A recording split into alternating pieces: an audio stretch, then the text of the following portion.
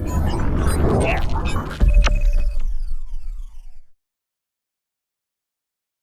आप देख रहे हैं ब्रेकिंग बिहार। अभी हमारे साथ हैं लोक जनशक्ति पार्टी रामविलास के बिहार के प्रदेश अध्यक्ष राजू तिवारी जी। इनसे जानेंगे जिस प्रकार से मोतिहारी में आरटीआई कार्यकर्ता की हत्या हुई, उसके बाद न्याय नहीं मिलने के कारण उनके मासूम बच्चा को आत्महत्या करनी पड़ गई। सर, क्या कहेंगे इसमें? देखिए, मोतिहारी में जो हुआ है बहुत दुखद हुआ है। कुछ दिन पहले उनकी हत्या हुई। हत्या होने के बाद जो नीतीश कुमार का प्रशासन है, उससे तंग आकर के एकदम नौजवान लड़का है जिस हिसाब से अपने आप को मौत के गले लगा दिया है, ये सरकार के लिए डूब मरने की बात बराबर है। बहुत ही दुखद और बहुत ही मर्माहत होने वाला ये खबर हम लोग का जिला है, हम लोग सुने, बहुत दुखी हैं। इसमें पुलिस की लापरवाही है। उस लड़के की भी जान चली गई। वो पिता कोई उसके हत्यारों को गिरफ्तारी नहीं करता है। जब वो निराश हो गया तब जाके मासूम बच्चा जो है लगा कि न्याय नहीं मिलेगा, तो उसने देखिए, मौत को गले लगाने बहुत बड़ी बात, बहुत बड़ी बात। अब मौत को उसने गले लगाया होगा तो सोचिए कि जैसा कि आ रहा है कि एसपी के यहाँ गया था मिलने, तो किस हिसाब से उसके साथ व्यवहार हुआ होगा। बहुत दुखद के बाद ही कोई मौत को गले लगाता है, तो स्वाभाविक है कि वहाँ उसको जो तिरस्कार मिला, जो उसका अपमान हुआ, उसी वजह से वो मौत को गले लगा। ये दुखद बात है। इसमें जांच होनी चाहिए और जितने भी अधिकारी उसके साथ गलत लड़के के साथ व्यवहार किए हैं उसको भी सजा मिलनी चाहिए। हालांकि सर, कल प्रशासन के वरीय पदाधिकारी जिसमें कि डीआईजी स्तर के अधिकारी जो है उसके घर गए हैं और जानकारी ली है। देखिए, मरने के बाद जाना नहीं है ना। उस बच्चे का क्या था कि पिता के हत्यारों को पकड़ा जाए। आज वो मर गया। डीआईजी साहब, आईजी साहब, डीआईजी साहब, नीतीश कुमार तो कहीं जा नहीं सकते, चाहे बुला के मिल भी नहीं सकते हैं ऐसे लोगों से। उनको तो कोई मतलब नहीं है, एक नंबर में सुरक्षित। मिलने से क्या होगा? जब मिलना था तब तो मिले, जब मिलना था तब मिले नहीं। ये बहुत ही एक तरह से कहिए कि बिहार के लिए शर्मसार वाली घटना है। इसकी बहुत कड़े शब्दों में हमारी पार्टी और एक और सर शर्मसार करने वाली घटना है कि बिहारी का जहां आईएएस और आईपीएस के एग्जाम में सबसे ज़्यादा बिहारी सिलेक्ट होते हैं, वहीं बिहारी का एक लेवल मजदूर वाला भी बना हुआ है। 16-17 साल मुख्यमंत्री नीतीश कुमार का राज का हो गया, लेकिन जिस प्रकार से हैदराबाद की घटना हुई, 11 मजदूर जिंदा जल गए। और वहाँ देखिए, पूरे देश में बिहार के मजदूर उस प्रदेश का भाग्य बनाते हैं। और नीतीश कुमार जब मुख्यमंत्री हुए थे तो बोले थे पलायन बंद कर देंगे। आप 11 हैदराबाद में, और उसी दिन 3 आपको एनसीआर में दिल्ली में दबकर मरे थे। और इधर बिहार सरकार लाखों रुपया दे करके बाहर के कलाकारों को बुला करके यहाँ पर बिहार दिवस मना रही थी। बिहार दिवस से बच्चे धूप में गर्मी से मरने के कगार पे पहुंच गए, करीब 200, और मंच पर एसी लगा करके बिहार के कलाकारों को न बुला करके बाहर के कलाकारों को बुला करके मनोरंजन, लूट, और उधर बिहार के जो मजदूर दूसरे प्रदेश के भाग्य विधाता मर रहे थे। ये बहुत दुर्भाग्य की बात है। उस पर कोई मंत्री गया? 11 लोग मरे, कोई मंत्री गया? बताइए। सबसे बड़ी बात है सर कि वहाँ की सरकार ने 5 लाख मुआवजा दिया और यहाँ की सरकार ने 2 लाख। यही बात है ना कि ये 2 लाख भी दे दिए, बहुत बड़ी बात है। देखिए, रुपया से किसी के परिवार खत्म होता है, रुपया से नहीं आप उसको तोल सकते हैं।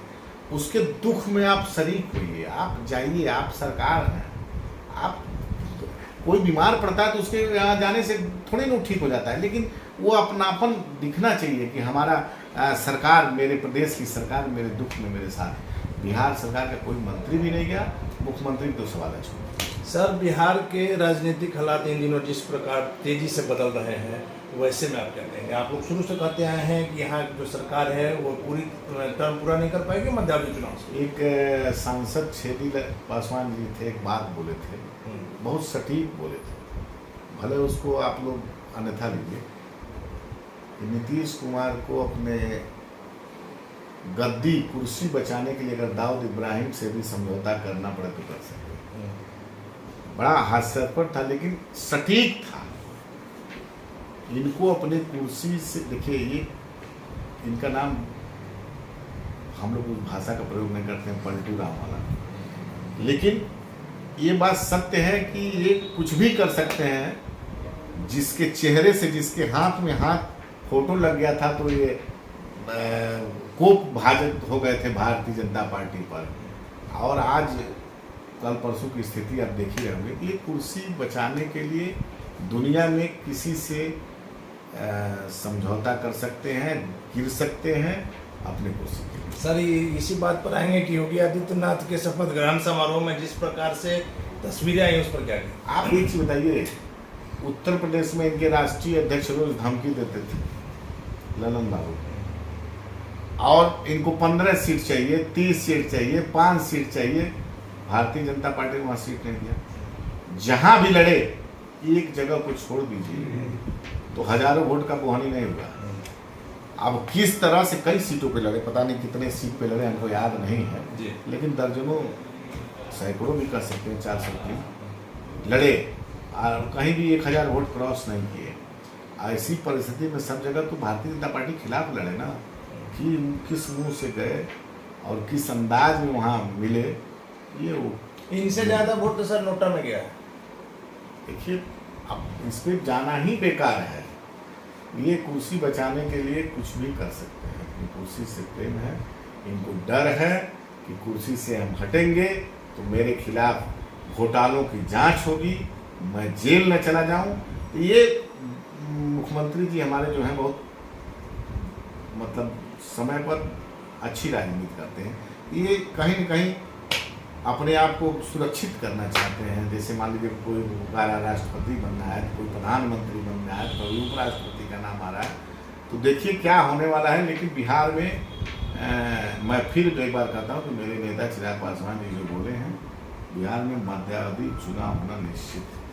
सर एमएलसी चुनाव में जिस प्रकार लग रहा था कि लोक जनशक्ति पार्टी रामविलास 2400 सीट पर लड़ेगी, बाद में फिर हुआ 10 से 12 सीट पर, लेकिन अंततः आप लोग 6 सीट पर लड़े, और वैसे में भी चिराग पासवान बिहार से बाहर है। नहीं, चिराग पासवान जी बाहर नहीं है। होली का पर्व में अपने परिवार में गए थे, कई सालों से होली नहीं उनके घर हो रही थी, तो स्वाभाविक है अपने माँ के साथ, अपने परिवार के साथ होली मनाने गए थे। चिराग पासवान जी बिहार में है और सत्र भी चल रहा है, आपको हाउस भी चल रहा है। ऐसी परिस्थिति में जमुई की चाहे बिहार की समस्या को हाउस में रखने का उनका कर्तव्य है। ऐसी परिस्थिति में बिहार के सारे सांसद गए हैं, तो वही दिल्ली में है, आज आ रहे हैं। 2 जगह नॉमिनेशन में गए थे हमारे नेता, और हम लोग लगातार अपने क्षेत्र में हमारे कार्यकर्ता, हमारे प्रदेश स्तर के नेता, राष्ट्रीय स्तर के नेता लगे हुए हैं। लेकिन सर 6 ही सीट पर लड़े, क्या आपको सही उम्मीदवार नहीं मिल पाया? नहीं, देखिए उम्मीदवार आपको मैं दिखा दूंगा, उम्मीदवार तो सब जगह मिले, लेकिन ये चुनाव कुछ अजीब है, मैं मीडिया के सामने नहीं बोल सकता हूँ। तो हमारे नेता स्पष्ट रूप से जो चुनाव मजबूती से लड़ने वाले थे उन्हीं को सेलेक्ट किए, और कुछ जगह जिसे समर्थन देने की बात है, तो हम लोग एक मधुबनी सीट है, वहाँ लोक जनशक्ति पार्टी रामविलास, वहाँ पर सुमन महाशय जी को समर्थन की करेगी, और जितने हमारे कैंडिडेट मिले पार्टी के थे चुनाव लड़ाने का। आपको सर क्या लग रहा है कि एमएलसी चुनाव में आपका खाता खुल पाएगा? क्यों नहीं खुलेगा खाता? देखिएगा, समय आने पर आपको पता चल जाएगा कि बिहार, देखिए खाता तो 3 नंबर की पार्टी है, बिहार में मुख्यमंत्री बने हुए हैं, 45 सीट लेकर के मुख्यमंत्री बने हुए हैं। बिहार ने उनको मुख्यमंत्री बनाने का जन्मत थोड़ी कर दिया है। तो ऐसी परिस्थिति में जल्दबाजी नहीं है। अभी बिहार के युवा, बिहार की माताएं, बिहार के बुजुर्ग, बिहार के बेरोजगार जो भी हैं, चिराग पासवान में अपना भविष्य देख रहे हैं। सर एक आखिरी सवाल लेंगे कि इन दिनों जो सबसे चर्चा का विषय है बोचहा सीट, वैसे में कहीं न कहीं आप लोग चुनाव नहीं लड़ने का निर्णय लेकर बीजेपी का सपोर्ट तो नहीं कर रहे हैं अंदर से? नहीं, देखिए अंदर बाहर की बात नहीं होती है। हमारे नेता, हम लोग बिहार से, हमारे पार्लियामेंट्री बोर्ड से, और हम लोग से मंतव्य मांगा गया था, हम लोग अपना भेजे, और हमारे नेता निर्णय लिए कि बोचहा उपचुनाव सीट हम लोग नहीं लेंगे। बीजेपी का समर्थन ऐसा कुछ नहीं है। देखिए हम लोग न किसी का समर्थन अभी कर रहे हैं, न किसी का विरोध कर रहे हैं। लेकिन सर बीजेपी से प्रेम तो जग जाहिर है चिराग पासवान।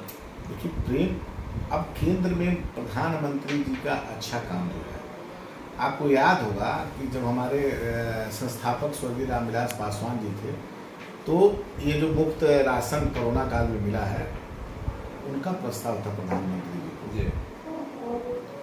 उन्हीं के प्रस्ताव था कि कोरोना काल में गरीबों को मुफ्त राशन दिया जाए। तो हमारे नेता और प्रधानमंत्री की मान लीजिए उसमें उन्होंने एक्शन लिया और पूरे देश को आज भी देखिए बढ़ गया फिर 6 महीने के लिए मुफ्त राशन। तो हमारे नेता का प्रधानमंत्री के काम के प्रति अच्छा है, लगता है तो वो तारीफ करते हैं। चलिए धन्यवाद सर। तो ये थे हमारे साथ लोक जनशक्ति पार्टी रामविलास के बिहार के प्रदेश अध्यक्ष राजू तिवारी जी, जिनका साफ तौर पर आज भी कहना है कि बिहार सरकार अपना टर्म पूरा नहीं करेगी और बिहार में मध्यावधि चुनाव हो सकते हैं। आप देख रहे हैं ब्रेकिंग बिहार, खबरों का सिलसिला जारी है, आप बने रहें ब्रेकिंग बिहार से।